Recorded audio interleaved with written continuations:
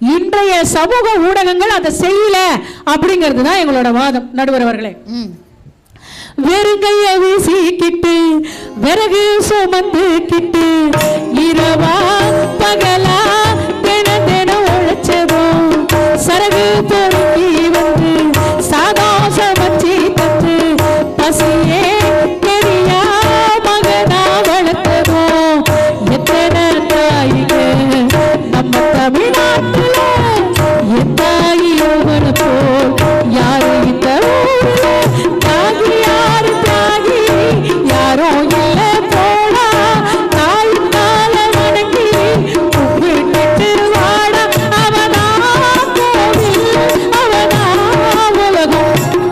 தாயின் பெருமை இப்படி இருக்கு, தந்தையின் பெருமை எப்படி இருக்கு?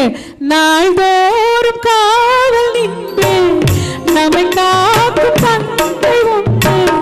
இந்த வாழ்வு என்பது அந்த தெய்வம் தந்தது. ராஜாதி ராஜன் என்று பல தேசம் நீளும் என்று வரவேண்டும் கண்மணி வெற்றி வேலும் பிள்ளை.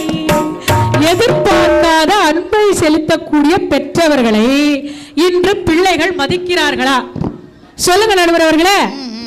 ஒரு சமூக ஊடகத்துல இப்ப ட்ரெண்டிங்கா ஒரு சீன் போயிட்டு இருக்குதுங்க. என்ன சீன்னா, ஒரு 6வது படிக்கிற பையன் கட்ல மேல உட்காந்துக்கிட்டு செல்போன்ல கேம் விளையாடிட்டு இருக்கான். ஒரு தாய் வந்து 6 மணி ஆயிடுச்சுடா நீ ஹோம்ஒர்க் பண்ணுன்னு அந்த செல்ல பிடிக்கிட்டு போறாங்க. செல்ல பிடிக்கிட்டு போனா இவன் என்ன பண்றான், ஹோம்ஒர்க் எழுதுறான்னு உட்காந்தவன் அவனால ஹோம்ஒர்க்கே எழுத முடியல நடுவர் அவர்களே. அவன் என்ன பண்றான், திரும்பவும் இப்படி அப்படி போய் சுத்திட்டு ஒரு பேட் இருக்காங்க, அந்த பேட்டை எடுத்து எத்தனை பேர் எல்லாரும் பார்த்துருப்பாங்க அந்த சீனை. ஒரு பேட்டை எடுத்து ஒரு தாயை தலை மேலே அடிக்கிறான் நடுவர் அவர்கள். அடிச்சு அந்த தாய் கீழே விழுந்துடுறாங்க.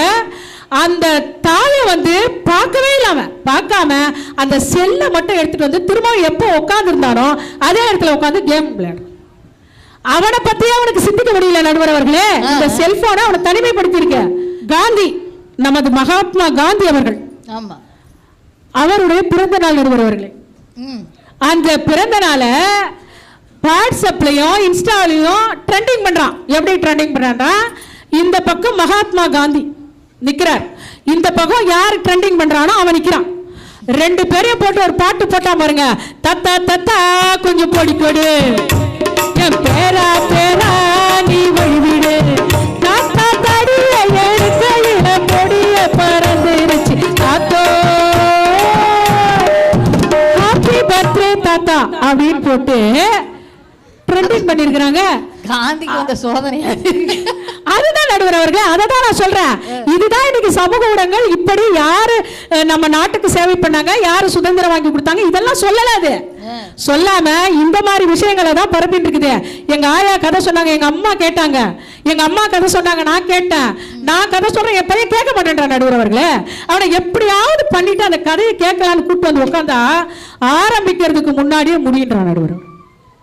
ஒரு வாட்டி முடியுன்றான், இன்னொரு வாட்டி இப்படின்றான். சொல்லுங்க, அப்ப தனிமைப்படுத்திருக்கிறது நல்ல பிள்ளைங்க. நீங்க அங்க ஏன் போறீங்க நடுவர் அவர்களே, இங்க ஏன் போறீங்க? என் குடும்பத்திலே சொல்றேன் நானு.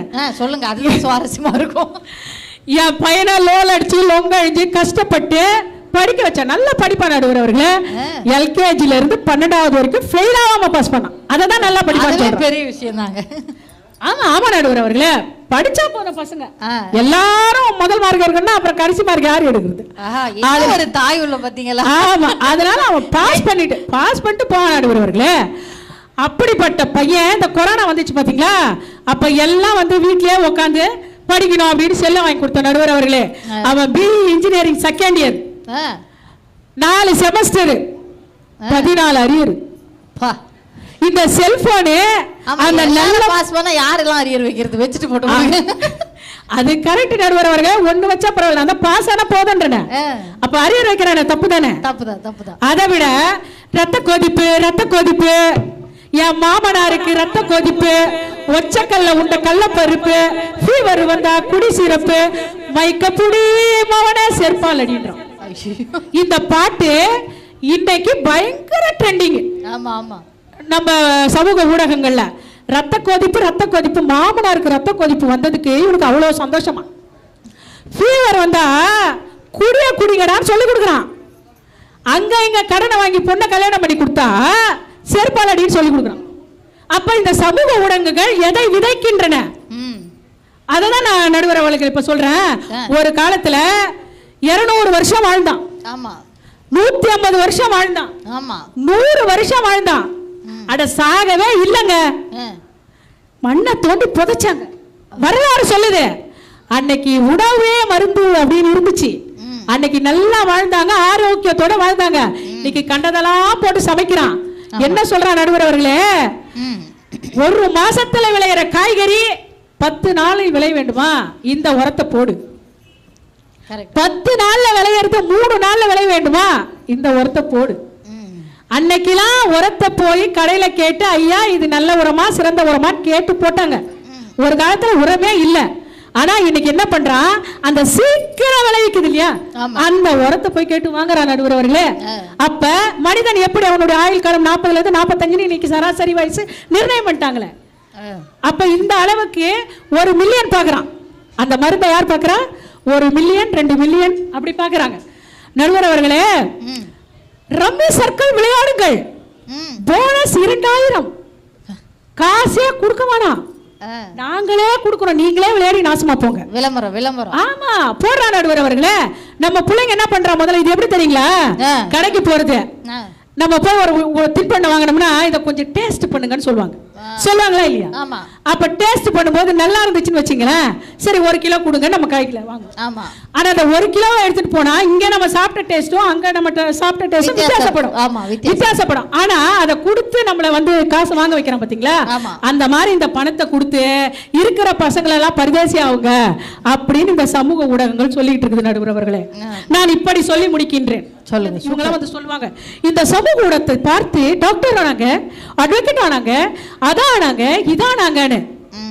1% நடுவர் அவர்களே அதெல்லாம் யாருக்கும் தெரியாது.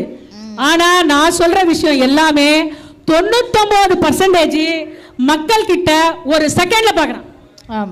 அப்ப இந்த சமூக ஊடகங்கள் சமூகத்தை பாழாக்குகிறதா சீராக்குகிறதா நடுவர் அவர்களே?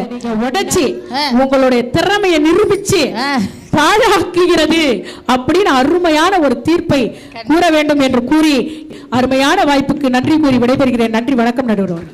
சூப்பர்.